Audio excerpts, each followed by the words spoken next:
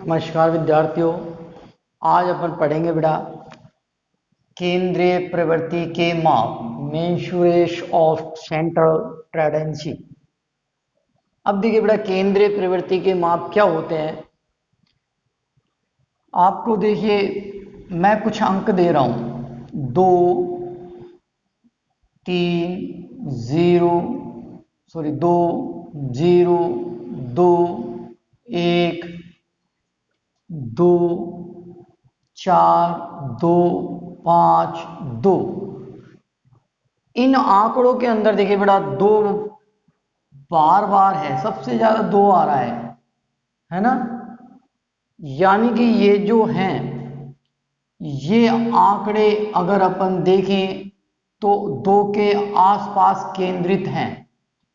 ये जो आंकड़े हैं 2 के आसपास केंद्रित हैं, और ये केंद्र है जो इनका, वो कहलाता है केंद्रीय प्रवृत्ति के माप। इसे आप इस प्रकार समझिए थोड़ी देर के लिए, ये एक डेस्क है, ये एक डेस्क है, ये एक डेस्क है। इस प्रकार से ये मान लो कि आपके स्कूल के अंदर टेबल लगी है, इस पर 3 बच्चे बैठे हैं, इस पे कोई नहीं बैठा, इस पे 2 बैठे हैं, इस पे 1 बैठा है, इस पे 2 बैठे हैं, इस पे 2 बैठे हैं, इस पे 3 बैठे हैं, इस पे 2 बैठे हैं।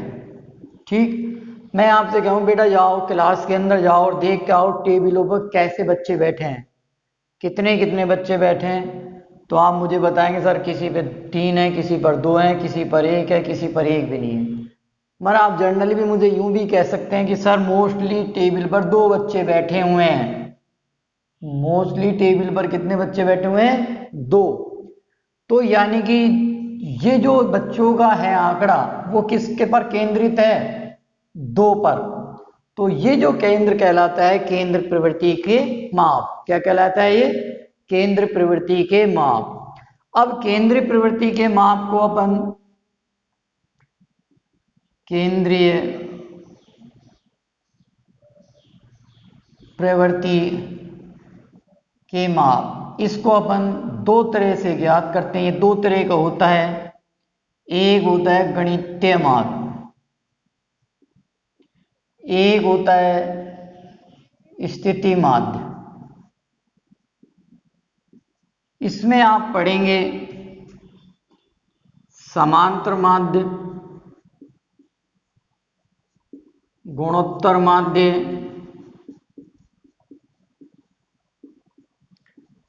हरात्मक माध्य।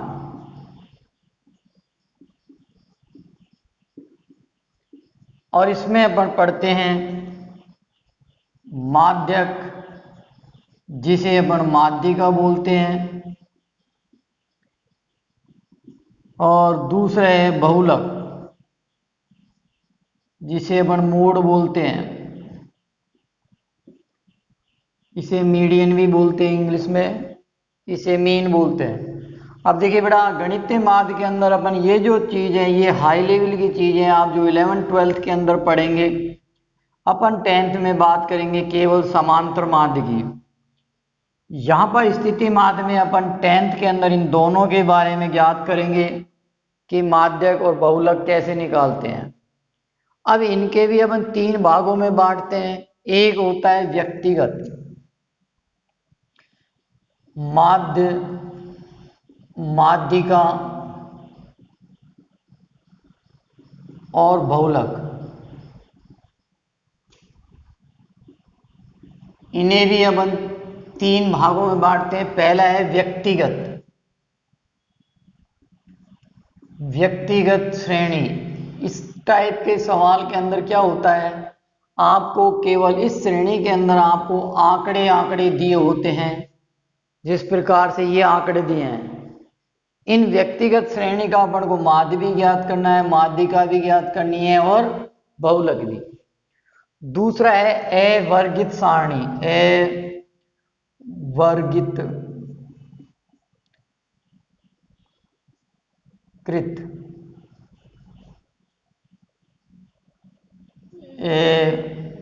वर्गीकृत।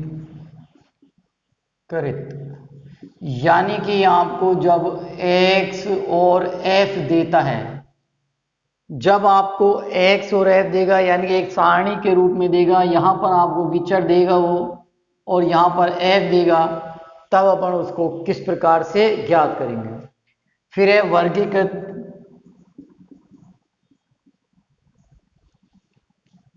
वर्गीकृत के अंदर अपन को क्या है, वो वर्ग अंतराल देगा और f देगा। ठीक, वर्ग अंतराल देगा और f देगा, तब अपन को किस प्रकार से सवालों को करना है। तो आपको केंद्रीय प्रवृत्ति के माप दो तरह से दो तरह के होते हैं, गणितीय और स्थिति। गणित के अंदर समांतर माध्य, गुणोत्तर माध्य, धनात्मक माध्य, इसमें होता है माध्यक और बहुलक। तो ये चीज अपने कोर्स में नहीं है, इन्हें अपन पढ़ेंगे नहीं। अपन पढ़ेंगे समांतर माध्य और इधर पढ़ेंगे माध्यक और बहुलक। इनको भी अपन तीन प्रकार से डिवाइड करते हैं। व्यक्तिगत श्रेणी के अंदर अपन जब आंकड़े होते हैं, जब इनका निकालेंगे माध्य, बहुलक और माध्यिका। अवर्गीय, जब आपको f और f देता है, जब तीनों को ज्ञात करना कैसे करते हैं, और जब वर्ग अंतराल देता है तब इन तीनों को किस प्रकार से ज्ञात करेंगे। अब अपन इनको एक एक करके तीनों के बारे में पढ़ते हैं। क्लियर? तो अब बेटा अपन बात करते हैं व्यक्तिगत श्रेणी के अंदर माध्य की। देखिए माध्य क्या होता है बेटा, माध्य वास्तव में औसत ही होता है। और औसत अपन ने छोटी क्लास के अंदर पढ़ा है बेटा, प्रेक्षणों का योग बेटा परीक्षणों की संख्या। माध्य वास्तव में क्या होता है, औसत ही होता है। और औसत अपन कैसे निकालते हैं, प्रेक्षणों का योग बेटा प्रेक्षणों की संख्या, इन्हें अपन जोड़ लेते हैं और जितनी संख्या है उन्हें अपन भाग दे देते हैं। अब माध्य को अपन, ये जो औसत है बेटा, औसत को अपन सांख्यिकी के अंदर माध्य बोलते हैं।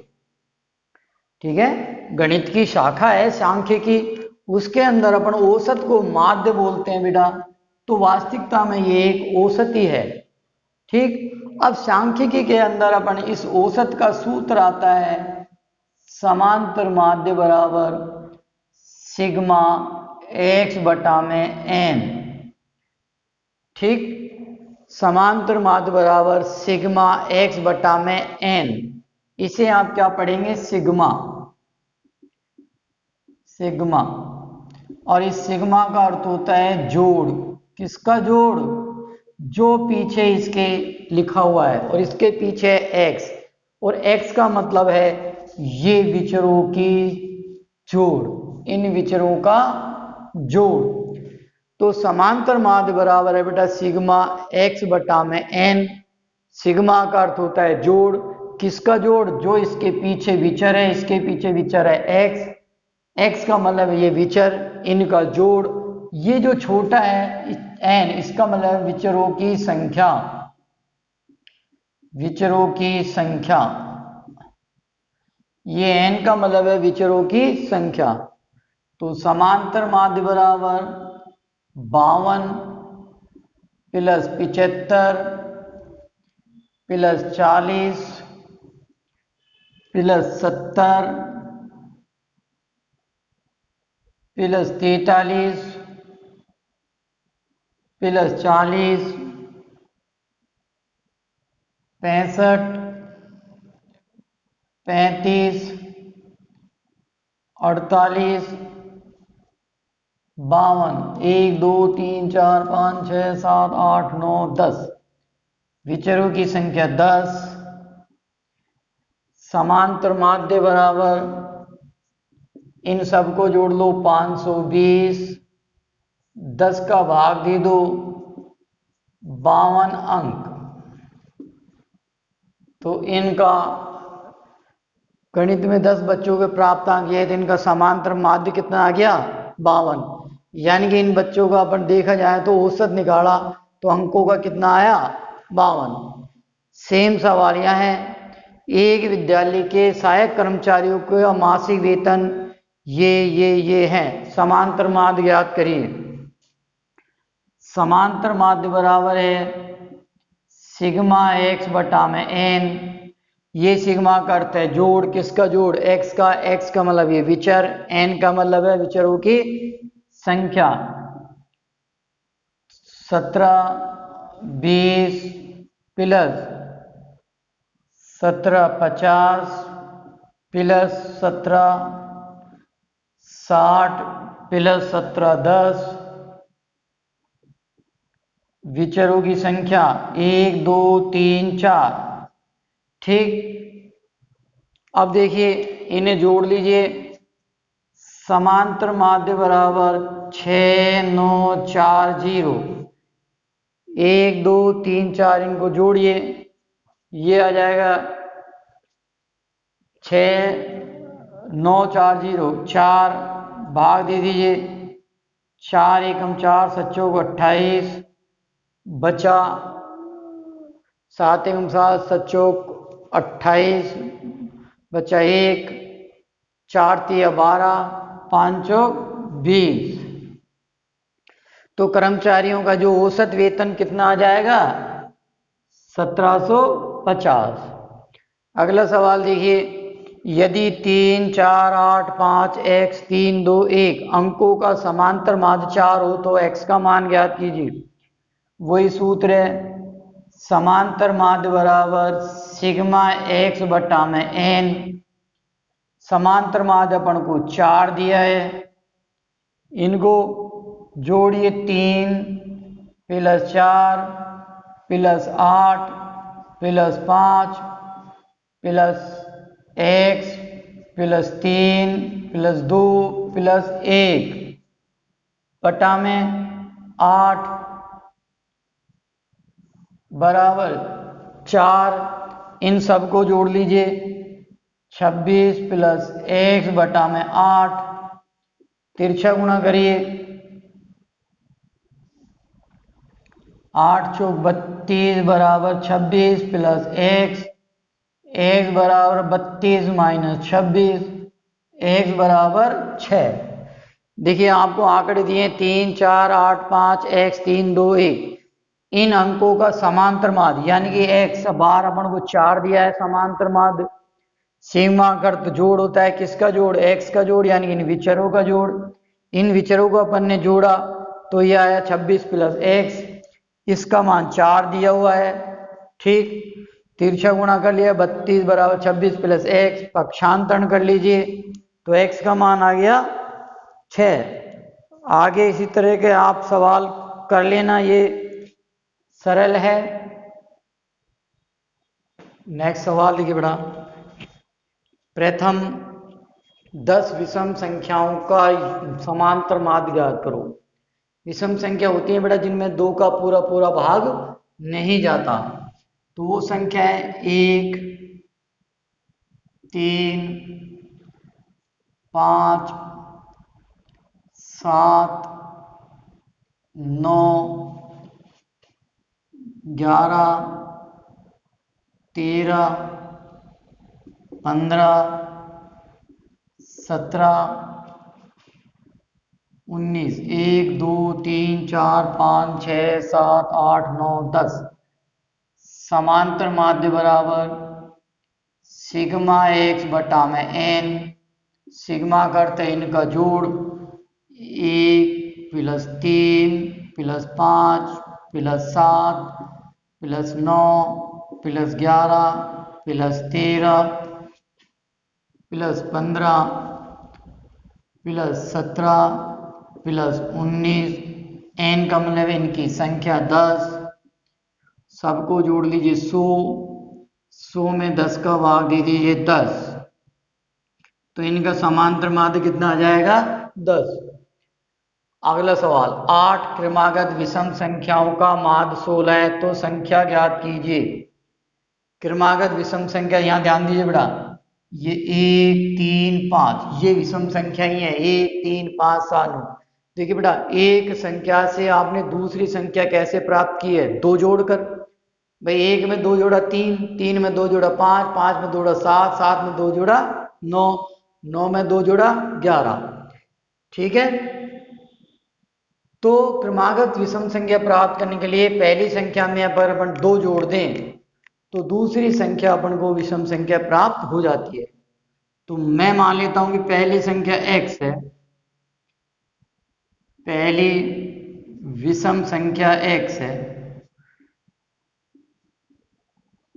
तो अगली हो जाएगी x प्लस 2, उससे अगली हो जाएगी x प्लस 4, उससे अगली हो जाएगी x प्लस 6, उससे अगली हो जाएगी x प्लस 8, इससे अगली हो जाएगी x प्लस 10, x प्लस 12, 1 2 3 4 5 6 7, अपन को लेनी है 8, तो x प्लस 14।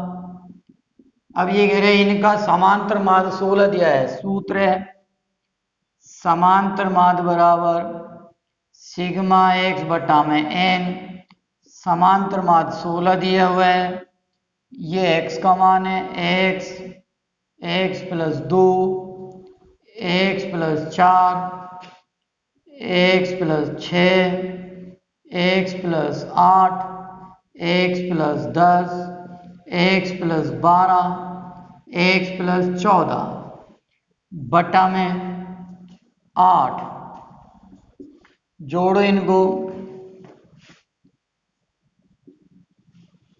1 2 3 4 5 6 7 8, 8 प्लस इन्हें जोड़िए,